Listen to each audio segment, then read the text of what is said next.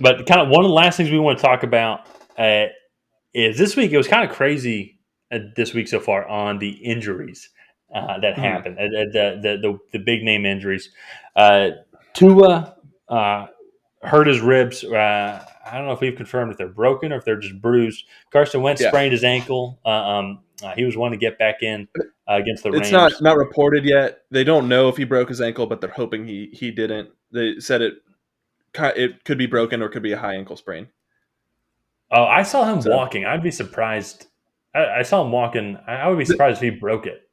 that's what the article I read after said, that like they're hoping he doesn't have like a Or like a ankle, or fracture or something like that. yeah, Interesting. like a Okay. fracture. Yeah. Okay. I thought it was just a sprain. But Yeah. that'd be huge for the Colts because they're now 0-2. Andy Dalton, as we discussed already, hurt his knee. Saw reports that Matt Nagy doesn't expect it to be an ACL tear. He thinks it's just a sprain, something that Mhm. he can heal from fairly quickly. And then Tyrod Taylor pulled his hamstring, and Yeah. that's going to be actually a big that's going to be big for him because he's a very mobile quarterback, and that's the one thing the Texans actually really had going for them. Considering the Mhm. fact that they're now tied for the division lead again Yeah. with Tennessee, so if they're going to have to Mhm. run with Davis Mills, but it's interesting. Because normally there's stuff like this that happens throughout the year, but not four quarterbacks all in one week.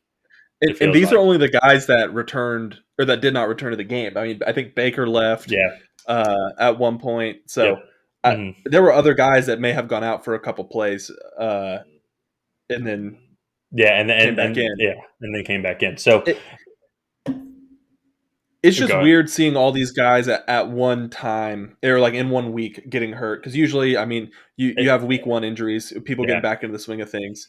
But then to have four starters go out for an entire game, I mean, it sucks to see. Well, It and, really and also does. especially to not obviously not four all in one week, but normally it's not things with quarterbacks like this to where they get banged up a bunch. Because normally, if it's something Yeah, really bad, it is a season ending yeah, yeah, injury.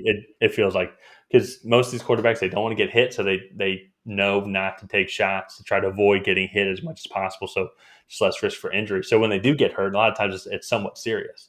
Um, yeah, but honestly, really, the only one is going to be Wentz's ankle. But everything, I yeah. mean, these might be Well, nagging if two, injuries for the rest of the year. And two of his yeah, ribs, if two of his ribs are broken, that's fair. Yeah. yeah. So, So gonna have a big impact. Especially, I think the biggest one for me is going to be the Colts. yeah, Colts were expected to win, or we expect them to win that division, and they're 0-2 against two tough teams. I will say against Seattle and then against the Los Angeles Rams today. But still have hmm, some opportunity to win that division. But starting out 0-2, it's going to be tough to come back from, similar to what we just talked about with the Vikings.